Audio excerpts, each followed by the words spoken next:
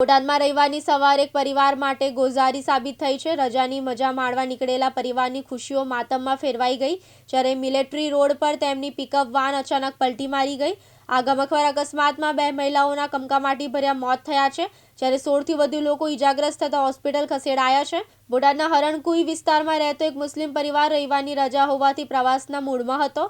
મળતી માહિતી મુજબ પરિવારના સભ્યો એક પિકઅપ વાનમાં સવાર થઈને સંબંધીની ગાડીએ જઈ રહ્યા હતા।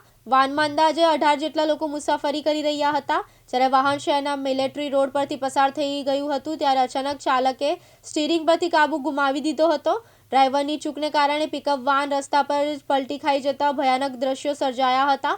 વાન પલટી જતા તેમાં સવાર મુસાફરો ફંગોળાયા હતા, જેના કારણે ઘટના સ્થળે ચીસાચીસ મચી ગઈ હતી। આ દુર્ઘટનામાં ગંભીર ઈજા થવાને કારણે એક 45 વર્ષીય મહિલા અને 22 વર્ષીય યુવતીનું મોત નીપજ્યું છે। એક જ પરિવારની 2 મહિલાઓના મોતથી સમાજમાં શોકનું મોજું ફરી વળ્યું છે। મૃતદેહોને પોસ્ટમોર્ટમ અર્થે સિવિલ હોસ્પિટલ ખસેડવાની તજવીજ હાથ ધરવામાં આવી હતી। આ અકસ્માતમાં 16થી વધુ લોકો નાની મોટી ઈજાઓ પહોંચી છે। સ્થાનિકો અને રાહદારીઓની મદદથી તમામ ઈજાગ્રસ્તોને તાત્કાલિક સારવાર માટે બોટાદની સબીહા હોસ્પિટલ ખાતે ખસેડવામાં આવ્યા હતા। દુર્ઘટનાની જાણ થતાં જ મુસ્લિમ સમાજના લોકો મોટી સંખ્યામાં હોસ્પિટલ બહાર એકત્રિત થઈ ગયા હતા। ઘટનાની જાણ થતાં જ બોટાદ પોલીસનો કાફલો ઘટના સ્થળે દોડી આવ્યો હતો। રસ્તા પર અકસ્માતને કારણે થયેલા ટ્રાફિક ક્લિયર કરવામાં આવ્યો હતો। પોલીસે અકસ્માત કેવી રીતે સર્જાયો તે દિશામાં વધુ તપાસ હાથ ધરી છે।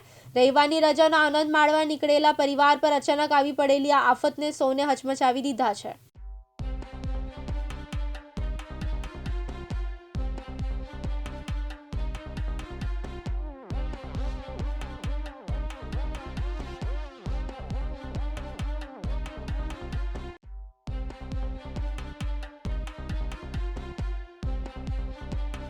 બોથાભાઈ શેખલિયા, દિવ્યાંગ ન્યૂઝ, બોટાદ।